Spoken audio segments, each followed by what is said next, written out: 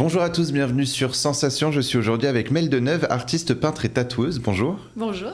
Alors on vous a reçu déjà dans un mag il y a quelques semaines pour parler de votre collection de livres Kira et Gaston. On va en reparler un petit peu ensemble. Qui sont Kira et Gaston ? Kira et Gaston, ce sont mes petits personnages que j'ai créés du coup pour ma collection de livres pour enfants. Donc Gaston, mon petit hérisson avec les lunettes rouges. Kira, qui elle est un pandarou complètement folle, toute petite. C'est vraiment pour les tout petits. Voilà. Alors justement, votre collection, vous l'avez dit, de livres est destinée aux enfants. Quelles sont les thématiques ou histoires que vous abordez dans ces livres jeunesse ? Alors pour la collection de Gaston, on va parler de vraiment tous les thèmes un petit peu plus liés à l'enfance, un peu plus compliqué, un peu moins simple qu'un enfant, je dirais dit classique, même s'il n'y a pas vraiment d'enfant classique. Donc on va parler de troubles d'apprentissage, la dyslexie, les troubles d'apprentissage scolaire, la timidité, comme quoi des fois on rate pas mal de choses aussi, parce qu'un enfant ne réussit pas tout du premier coup. Et voilà, ça lui fait partie de la vie et il faut qu'il expérimente aussi de se casser un peu la binette de temps en temps pour remonter, quoi. Et sur Kira, à l'inverse, là on est sur des thématiques vraiment très rigolotes et des anecdotes d'enfants. J'ai pris exemple sur mes propres enfants, par exemple, ou de ce que j'entends... Par vos amis, par vos proches. Par mes amis, mes clients aussi, des fois. Alors comment en êtes-vous justement arrivé à écrire et à inventer des histoires pour les enfants ? Est-ce qu'il faut nécessairement garder une âme d'enfant ? Alors de toute façon, je suis une grande enfant de base. Moi, je passe ma vie à colorier, c'est ce qu'on disait justement tout à l'heure. Je crois que je fais que ça, vraiment que ça. J'ai besoin de créer toute la journée, j'ai besoin d'inventer des mondes, des histoires.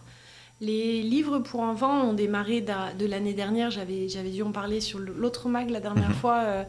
Comme quoi j'avais fait un Covid assez important l'année dernière. Et puis en fait, du coup, ça m'avait cloué au lit pas mal de temps. Et il a fallu que je m'occupe parce que c'était très très long pour moi de rester à rien faire. Pas de salon, pas de tatouage, pas la forme. J'avais pas la forme de peindre. Mais du coup, c'est comme ça que j'ai commencé à écrire mes histoires. Et en fin de compte, c'est arrivé tellement spontanément que j'ai rien compris de ce qui se passait. Et les histoires ont commencé à pleuvoir dans ma tête. Et puis voilà, un an après, on est sur 6 livres écrits et sortis. Parce que les 2 nouveaux, depuis la dernière fois, les 2 nouveaux sont sortis. Donc ils sont sortis le 14 avril, je crois. Donc voilà. Et avec un beau succès finalement, un an après le début du projet. Un beau succès, je ne sais pas. Un bel accueil en tout cas. Alors vous êtes également tatoueuse et peintre, donc enfin peintre on en a déjà parlé, mais vous êtes également tatoueuse. Oui. Dans les 2 cas c'est de l'art mais sur un support différent. Comment l'art est arrivé dans votre vie justement ? Le tatouage est arrivé par hasard en fait il y a 8 ou 10 ans. On a été se faire tatouer avec des copains, on s'est fait rater, enfin bref, on a été dans le mauvais salon avec une petite apprentie qui voulait apprendre plein de choses et qui nous a raté mes propres dessins. Les copains m'ont dit écoute Mel, fais chier. Et donc ils m'ont payé ma première machine. Là j'ai commencé à découvrir la meilleure peau de cochon au monde, la mienne. Mon grand frère de cœur, comme je l'appelle, m'a montré comment installer ma première machine. Voilà, donc j'ai commencé à jouer un petit peu sur lui. Et en fin de compte, très rapidement, on se rend compte que je tremble pas, j'ai pas peur. J'y vais, il faut que les traits soient droits et je suis focus dessus. Et aujourd'hui, vous avez justement votre propre salon, du coup, situé à Rouen. Est-ce que vous avez défini un univers, finalement, dans le tatouage ? Il y a certains tatoueurs et tatoueuses qui se spécialisent, justement, dans un domaine. Est-ce que vous êtes spécialisé dans un domaine ? Alors, moi, je suis spécialisée dans un domaine particulier, entre guillemets, c'est que j'aime beaucoup rendre service aux gens, les aider à passer des caps pour leur vie. Donc, nous, on va être beaucoup sur le tatouage de la reconstruction, du symbolique, des tatouages qui parlent, pas forcément le petit dessin très mignon qu'on va trouver sur le coin d'une table ou sur Internet. Nous, tous les dessins sont faits sur mesure. Il faut prendre rendez-vous au salon. On va se poser entre une demi-heure, 3/4 d'heure avec le client. On va en parler. Je vais poser plein de questions indiscrètes de pourquoi il le veut, comment il le veut. Et ensuite, c'est à moi de jouer. Et le client découvre son tatouage le jour J. Alors vous proposez justement la reconstruction aréolaire. Qu'est-ce que c'est la reconstruction aréolaire? Alors du coup, moi je propose effectivement la reconstruction aréolaire et semi-aréolaire, donc péri-aréolaire, pardon. Donc c'est après cancer du sein. Donc en fait, on va recréer soit l'aréole, le tour quand la cicatrice est trop blanche. Donc on va la reteinter pour redonner l'aspect peau, pour essayer de camoufler un petit peu. Ou créer carrément un téton en 3D pour les personnes qui n'en ont plus du tout.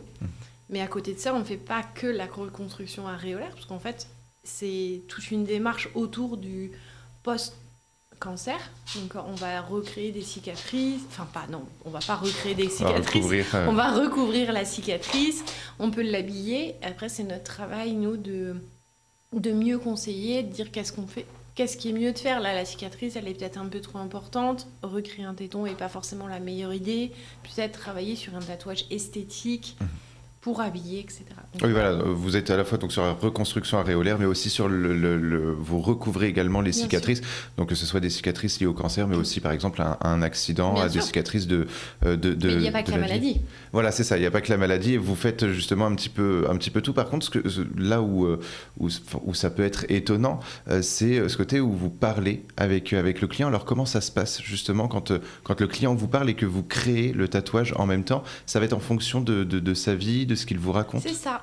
En fait, j'aime énormément mettre des petits morceaux de vie des clients dans les tatouages que je vais glisser pour que ça soit leur tatouage, leur propre tatouage, et qu'ils puissent mieux s'approprier leur nouveau tatouage le plus facilement possible. Donc, c'est pour ça que je préfère prendre à chaque fois cette demi-heure, 3/4 d'heure avec chacun des clients, où ils sont tout seuls avec moi, et on va parler tranquillement de ce qu'ils veulent, ce qu'ils ont besoin et qu'est-ce qui leur ferait plaisir surtout, de façon à être au plus près de ce qu'ils ont envie de voir, parce que c'est toujours compliqué de dire quand un client arrive en disant je veux tel projet et en fin de compte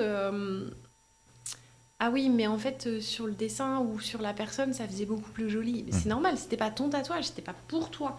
Là on va préparer des tatouages qui sont pour la personne, uniquement pour elle. Personne ne pourra le refaire. De toute façon, il n'y a aucun symbole qui correspond à l'autre. Vous voulez justement assurer quelque chose d'unique à chaque client.